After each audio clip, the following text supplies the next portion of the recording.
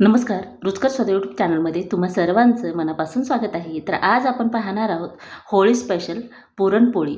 ही पुरणपोळी संपेपर्यंत मऊ लुसलुशीत राहते, चवीला सुद्धा अतिशय खमंग आणि मध्ये अशा अनेक टिप्स दिलेल्या आहेत जे की तुम्हाला पहिल्यांदा जरी पुरणपोळी करत असाल तरी त्या उपयोगी ठरतील। तर अशी टम्म फुगलेली एकूण एक पुरणपोळी तुम्हालाही बनवायला नक्कीच आवडेल। पहिल्यांदा जरी बनवत असाल तरी अशा प्रकारे एकदम मऊ लुसलुशीत पुरणपोळी तुमची सुद्धा होईल।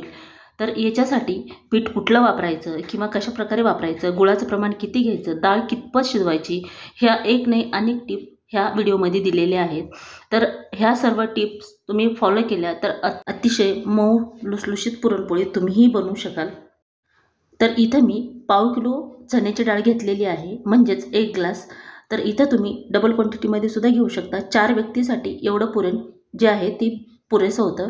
तर इथं डाळ स्वच्छ करून घेतल्यानंतर 2 ते 3 पाण्याने अशी हलक्या हाताने ही डाळ स्वच्छ करून घ्यायची आहे। आता इथं मी डाळ स्वच्छ करून घेतलेली आहे। आता आपण कुकरमध्ये डाळ टाकून घेऊया। आणि बरेचसे कुकर आहेत की त्याला पाणी जास्त जरी टाकलं तरी काही प्रॉब्लेम येत नाही, पण हे पिजनचं कुकर असल्यामुळे थोडं जरी पाणी जास्त झालं तर शिट्टीमधून बाहेर येतं, त्यामुळे पाण्याचं प्रमाण व्यवस्थित टाकावं लागतं याच्यामध्ये। तर इथं मी 1.25 ग्लास पाण्याचा वापर केलेला आहे। तर इथं आता आपण 1 ग्लास पाणी टाकून घेऊया। फुल असं भरून टाकायचं आहे, म्हणजे शिट्टीतून वरती येऊ नये यासाठी। आणि इथं 1.25 ग्लास, तर अशा प्रकारे हे पाणी टाकून घ्यायचं आहे। आणि डाळीपेक्षा कमीत कमी 1 इंच पाणी वरती असावं इतपत आपल्याला पाणी टाकून घ्यायचं आहे। तर आता याच्यामध्ये चवीसाठी अगदी खारट होऊ नये पण थोडंसं त्याला चव येण्यासाठी मीठ आणि चुटकीभर हळदी पावडर टाकून घ्यायचं आहे। आणि थोडंसं तेल टाकल्यामुळे डाळ असं फेस होऊन वरती येत नाही, तिथल्या तिथं शिजल्या जाते। आणि हे कुकर लावताना अगदी मीडियम गॅसवरच आपल्याला लावून घ्यायचं आहे। आणि ह्याला 6 शिट्ट्या करून घ्यायच्या। 6 ते 7 जरी केलं तरी चालते।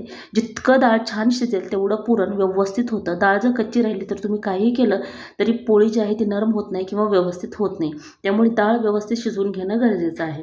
तर आता आपण इथं पीठ मळून घेऊया। पीठ मळून घेताना अगदी सोजीची चाळणी असते त्यानेच हे पीठ चाळून घ्यायचं आहे। अर्धा ग्लास मैदा घेतलेला आहे। जर का रेशनचे गहू असतील किंवा बिना पाण्याचे गहू असतील तर प्रॉब्लेम होतो, त्यासाठी मैद्याचा वापर करायचा आहे। आता इथं चाळलेलं गव्हाचं 1.5 ग्लास पीठ टाकून घेतलेलं आहे। याच्यामध्ये मीठ पण ॲड केलं आहे थोडंसं चवीनुसार। आता हे मिक्स करून घ्यायचं आहे आणि थोडं पाणी टाकून आपल्याला पीठ मळून घ्यायचं आहे। बऱ्याचदा काय होतं, आपण रेशनचे वगैरे गहू असले तर पोळ्या करताना फुटतात। तर जेवढा रोल पुरणाचा आहे तेवढाच रोल पिठाचा सुद्धा आहे। तर तसं होऊ नये यासाठी निम्म्या प्रमाणात किंवा 1 ग्लास जर पीठ घ्यायचं असेल तुम्हाला गव्हाचं तर अर्धा ग्लास तरी मैदा ॲड करा, म्हणजे आपली पुरणपोळी फुटणार नाही आणि पुरणपोळ्या नरमसुद्धा राहतात आणि व्यवस्थित होतात। तर आता आपण याच्यामध्ये थोडं पाणी टाकून हे पीठ सैलसर मळून घ्यायचं आहे। आणि बऱ्याचदा काय होतं, आपण घट्ट पीठ मळतो पोळी फुटते म्हणून, तरीही पोळी जी आहे ती निब्बर आणि वातडल्यासारखी होते। त्यामुळे हे जे पीठ आहे, आता आपण याच्यात मैदा ॲड केल्यामुळे तुम्ही 3 ते 4 तास जरी हे पीठ मळून ठेवलात तरी बिलकुल याची पोळी फुटणार नाही किंवा पीठ असं रय गेल्यासारखं होणार नाही मैद्यामुळे। त्यामुळे सैलसर पीठ मळून घ्यायचं आहे। जितकं पीठ सॉफ्ट मळाल तुम्ही किंवा सैलसर मळाल तेवढी पुरणपोळी जी आहे ती लुसलुशीत होते आणि मऊसूत होते, त्यामुळे पीठ व्यवस्थित मळून घ्यायचं आहे। तर बघू शकता एकदम मऊसूत असं पीठ आपण मळून घेतलेलं आहे। आता याच्यामध्ये 1 पळी तेल टाकून परत याला मळून घ्यायचं आहे, म्हणजे काय होतं, थोडं जरी हवा लागली तर त्याला असं साल आल्यासारखं होत नाही आणि पीठ आणखीनच आणि पुरणपोळीसुद्धा चवीला छान लागते। तर तेल टाकल्यानंतर सुद्धा छान हे 1-2 मिनिट पीठ मळून घ्यायचं आहे। आणि कधीही पुरणपोळी करताना पीठ जे आहे ते अगोदर मळून घ्यायचं, म्हणजे आपली पूर्ण तयारी होईपर्यंत पीठ छान मुरलं जातं आणि त्यामुळे पोळी जी आहे ते अगदी नरम होते। तर पीठ 2 ते 3 तास जरी ठेवलं हे तरी जशास तसंच राहतं, त्यामुळे प्रत्येक वेळी पुरणपोळी करताना पीठ अगोदरच मळून घ्या। तर बघू शकता आपलं कणिक जी आहे ती छान मळून झाली। आता एखाद्या अशा टोपामध्ये ठेवून याच्यावरती झाकून आपण हे बाजूला करून घेऊया। तर इथं मी मीडियम गॅसवर 6 शिट्ट्या करून घेतलेल्या आहेत। कुठलंही कुकर घेतलं तरी चण्याची डाळ शिजण्यासाठी न भिजवता 6 ते 7 शिट्ट्या कराव्याच लागतात। तर बघू शकता अशा प्रकारे आपली डाळ जी आहे ती शिजलेली आहे। अगदी मऊसूत ही डाळ शिजायला हवी। बोटाने डाळ शिजले का पाहिल्यानंतर त्याच्यामध्ये अशी बिलकुल कणी राहिली नाही पाहिजे। जर का कणी राहिली तर परत त्याला पाणी थोडंसं गरम टाकून 1-2 शिट्ट्या करून घ्यायच्या, म्हणजे पुरण छान होतं। आता इथं आपण पुरणाची गाळणी ठेवून त्याच्यावरती ही डाळ टाकून घेऊया. तर एकदम मऊसूत अशी ही डाळ शिजलेली आहे. कुकर गरम असताना थोडंसंच पाणी त्याच्यामध्ये टाकून डाळीवरती टाकायचं. थंड पाणी डाळीवरती टाकून घ्यायचं नाही. आता ही पूर्ण जी येळवणी आहे ती निघलेलं आहे बाहेर. तर बोटावर दाबल्यानंतर बघू शकता अगदी लोण्यासारखी ही डाळ शिजलेली आहे. त्यामुळे पुरण एकदम परफेक्ट असं होतं. आता ही येळवणी बाजूला निघाल्यानंतर आपण लगेचच जाड गुळाच्या कढई इथं वापरायची आहे पुरण शिजवण्यासाठी, म्हणजे पुरण खाली लागत नाही. जेवढं डाळ घेतली होती आपण तेवढाच गुळही घ्यायचा आहे. गुळ एकतर बारीक ठेसून घ्या किंवा मग खिसणीनं खिसून घेतला तरी चालेल. पण सॉफ्ट गुळ असला तर खिसता येतो. जरा कडक असेल गुळ तर फोडूनच घ्यावा लागतो. पण फोडून घेताना अगदी बारीक फोडून घ्यायचा आहे, म्हणजे पटकन विरघळला जातो. तर इथं पुरण शिजवताना कधीही मिडियम गॅसवर पुरण शिजवायचं नाही, फास्ट गॅसवरच शिजवायचं. म्हणजे डाळ जी आहे ती गुळामुळे कडक होऊन परत पुरण वाटताना जड जाणार नाही.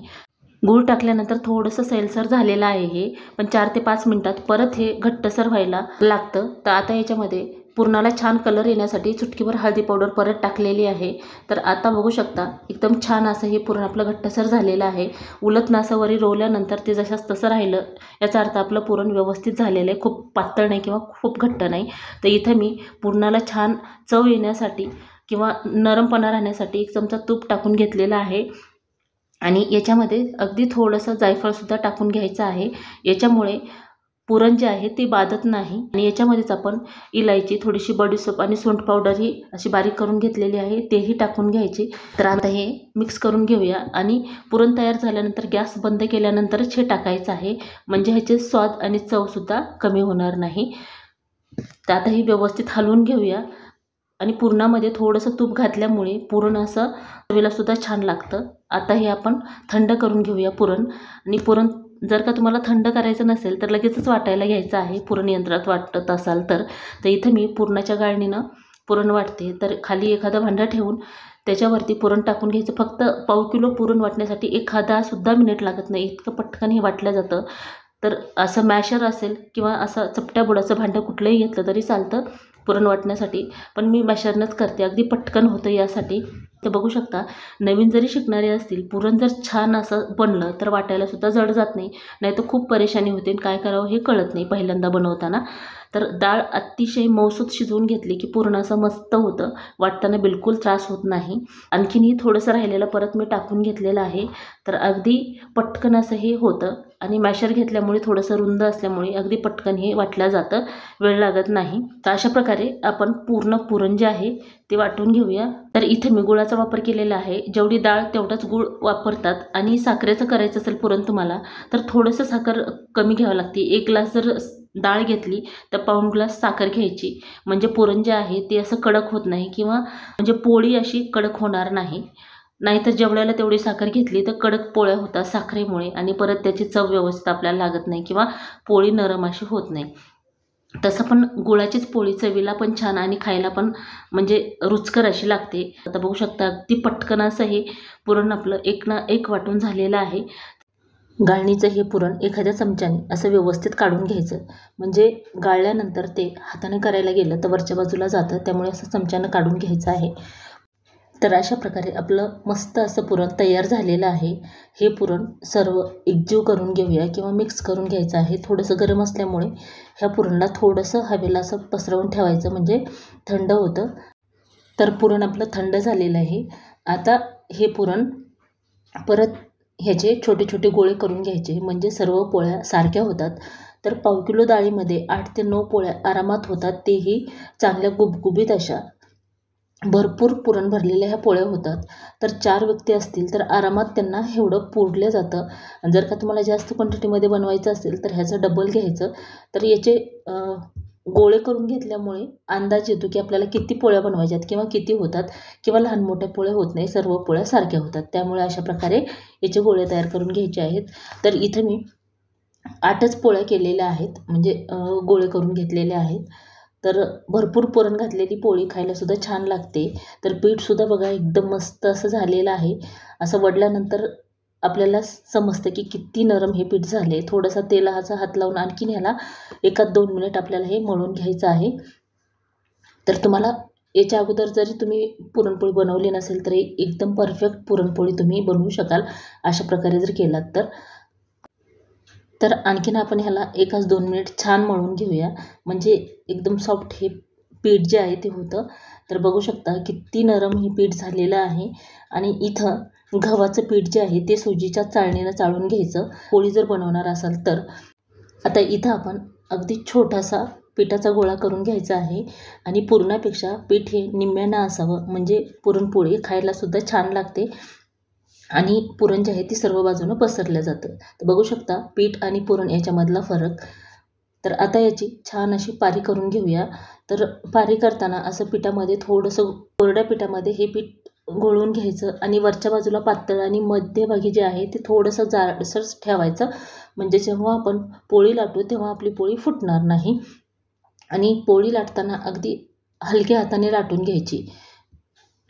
आता ही जी पुरण आहे याच्यामध्ये ठेवून द्यायचं आणि खालच्या बाजूनं असं वरच्या बाजूला हे पीठ जे आहे ते सारत आणायचं, म्हणजे आपला उंडा जे आहे ते व्यवस्थित तयार होतो. आणि असं केल्यामुळे पुरण जे आहे ते पूर्ण पोळीमध्ये व्यवस्थित असं पांगलं जातं. आता इथं वरती असं तोंड बंद करून घ्यायचं आणि जे शिल्लक राहिलेलं पीठ निघतं थोडंसं वरती ते थोडंसं तोडून घ्यायचं. आणि इथं जेव्हा आपण पीठ तोडतो तेव्हा थोडंसं कोरड्या पिठामध्ये हात बुडवून परत ह्याला पॅक करून घ्यायचं. आता हा उंडा तयार झालेला आहे. तर आता याला असं हातावरती गोल करून परत याला चपटं करायचं आणि परत पिठामध्ये बुडवून दोन्ही हाताने व्यवस्थित असं पसरवून घ्यायचं, म्हणजे पोळी लाटताना परेशानी होत नाही किंवा पुरण कुठं जास्त कुठं कमी जात नाही. त्यामुळे अशा प्रकारे करून घ्यायचं. आणि पहिल्यांदा जर पुरणपोळी बनवत असाल तर जो नोटबुकचा पेपर असतो किंवा कागद असतो ते पोळीपाटवर टाकून त्याच्यावर कोरडं पीठ टाकून परत पोळी लाटा, का तर असं जर लाटायला गेलं तर मग चिकटून राहते आणि पोळी फुटल्या जाऊ शकते. तर आता लाटताना हे बघा असं एकाकडीनं हे लाटणं जे आहे ते फिरवत राहायचं, म्हणजे पोळी जी आहे ती कुठं जाड कुठं पातळ बिलकुल होत नाही, एकसारखी पूर्ण पोळी होते. आणि जेव्हा पूर्ण पोळी लाटून होईल तेव्हा मध्यभागी 1 ते 2 लाटणे फिरवले की आपली पोळी तयार होते. बघू शकता अगदी सहज आणि पटकन ही पोळी आपली तयार झालेली आहे. आता तव्यावरती टाकताना जी लाटलेली बाजू आहे ती खालच्या बाजूला टाकायची आणि जी खालची बाजू आहे पिठाची ती वरच्या बाजूला. जर का जास्त पीठ असेल तर एखाद्या कॉटनच्या कपड्याने थोडंसं झटकून घेतलं तरीही चालतं, म्हणजे पोळी जी आहे ती पांढरी होणार नाही. तर थोडीशी बुडबुडी यायला लागली अशा प्रकारे की पोळी जी आहे ती पलटून घ्यायची आणि शक्यतो उलटण्याचा वापर आत्ताच करायचा नाही, का तर पीठ आपलं एकदम सॉफ्ट असल्यामुळे किंवा पुरण त्यात आणखीनच गरम होऊन नरम झाल्यामुळे पोळी फुटू शकते. त्यामुळे हातानेच ही पोळी जी आहे ती पलटून घ्यायची आहे. आणि जेव्हा ही थोडीशी भाजल्यासारखी वाटते पोळी किंवा फुलायला येते तेव्हा थोडंसं वरच्या बाजूनं तेल टाकून घ्यायचं आहे किंवा तूप टाकलं तरीही चालेल तुमच्या आवडीनुसार. तर बघू शकता किती छान ह्या पोळ्या होतात. अगदी सगळ्याच पोळ्या न फुटता ह्या आपल्या तयार झालेल्या आहेत आणि एकदम छान अशा 2 दिवस जरी ठेवल्या तुम्ही तरी तशीच ही पोळी नरम राहते. तर पोळी जी आहे ती जास्त वेळ लागत नाही भाजण्यासाठी, अगदी पटकन भाजल्या जाते 1-2 वेळा पलटून घेतलं की. तर बघू शकता एकदम नरम नरम आणि मस्त अशी ही आपली पोळी तयार झालेली आहे. आणि ह्याला छान खरपूस भाजून घ्यायचं आहे, खूप पण भाजायचं नाही. आणि मीडियम गॅसवर किंवा लो गॅसवर जर भाजलं तर पोळ्या अशा वातडल्यासारख्या होतात. त्यामुळे फास्ट गॅसवरच ही पोळी छान भाजून घ्यायची. फक्त थोडंसं लक्ष ठेवायचं तवा जास्त गरम होऊ नये याच्याकडे. तर आपली पोळी छान अशी भाजलेली आहे. आत्ता दुमडून हिला काढून घेऊया. तर आणखीन एक पोळी तुम्हाला करून दाखवते. पहिल्यासारखंच असं छोटासा पिठाचा गोळा घेतलेला आहे. परत याला असं पिठामध्ये परत याला असं वाटीसारखं करायचं. हे वाटीसारखं करून घेतल्यानंतर परत याच्यामध्ये पुरण भरून घ्यायचं आहे. आणि तव्यावर जेव्हा आपण पोळी टाकतो तेव्हा ती पोळी पूर्ण भाजल्याशिवाय दुसरी पोळी आपण बनवायला घ्यायची नाही. तर आता याच्यामध्ये पुरण टाकून घेऊन याचा उंडा तयार करून घेऊया. आणि उंडा करताना सुद्धा वरच्या बाजूला पातळ असावा आणि मध्यभागी थोडासा जाड ठेवला की म्हणजे पुरणपोळी आपली फुटणार नाही. त्यामुळे उंडा करताना थोडीशी काळजी घ्यायची. आणि हाताला जर पीठ चिकटत असेल तर थोडंसं कोरडं पीठ लावून अशा प्रकारे थोडंसं तोडून घेऊन याचा उंडा तयार करायचा असा हातावरती गोल करून. परत ह्याला हातावरती दोन्ही बाजूनी अशा प्रकारे करून घ्यायचं, म्हणजे सर्व बाजूने पुरण जे आहे ते व्यवस्थित पसरलं जातं. आता इथं उंडा करून झालेला आहे. थोडंसं पोळीपाटवर कोरडं पीठ टाकून परत आपल्याला ही पोळी जी आहे ती लाटून घ्यायची आहे. आणि प्रत्येक वेळी पोळी लाटताना एका साईडनंच पोळी लाटायची, म्हणजे एकसारखी लाटली जाते आणि पोळीसुद्धा असं खाताना व्यवस्थितच लागते. काटं वगैरे याचे जाड होत नाहीत. त्यामुळे एका बाजूनं असं कडक अगोदर लाटून घ्यायच्या आणि नंतर मधल्या बाजूला एकाच 2 लाटणे फिरवले की आपली पोळी तयार होते. तर अशा प्रकारे गोल गरगरीत आणि मस्त अशा पोळ्या तुम्ही एकदा नक्की ट्राय करा.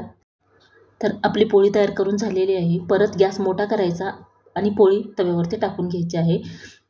गॅस मोठा केल्यानंतर पोळी पटकन भाजल्यासुद्धा जाते. तर याला थोडेसे बुडबुडे आले की पलटून घेऊया आणि गॅस जर खूपच लो ठेवला तर पोळी जी आहे ती वातडल्यासारखी किंवा अशी निब्बर अशी होते. तर बघू शकता ही पोळी अगदी कडेपर्यंत टम्म अशी फुगते किंवा फुललेली आहे. आता आपण ही पलटून घेतली. पलटल्यानंतर परत त्याच्यावर तूप सोडून घ्यायचं आहे. तुमच्या आवडीनुसार तेल, तूप काही वापरलं तरीही चालेल. तर अशा प्रकारे छान साधारण 2 ते 3 मिनटामध्ये ही पोळी भाजून होते. अगदी पटकन अशी भाजली जाते, जास्त वेळ लागत नाही. खरपूस होईपर्यंत छान अशी आपण भाजून घेणार आहोत.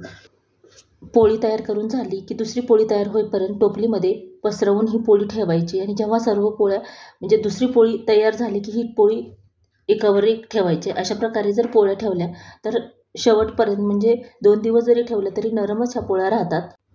तर बघू शकता अगदी नरम अशी ही पुरणपोळी दिसता क्षणी खावीशी वाटणारी आणि सर्वांच्या आवडीची ही पुरणपोळी भरपूर पुरण घालून अगदी गुबगुबीत ह्या पोळ्या आपण बनवलेल्या आहेत.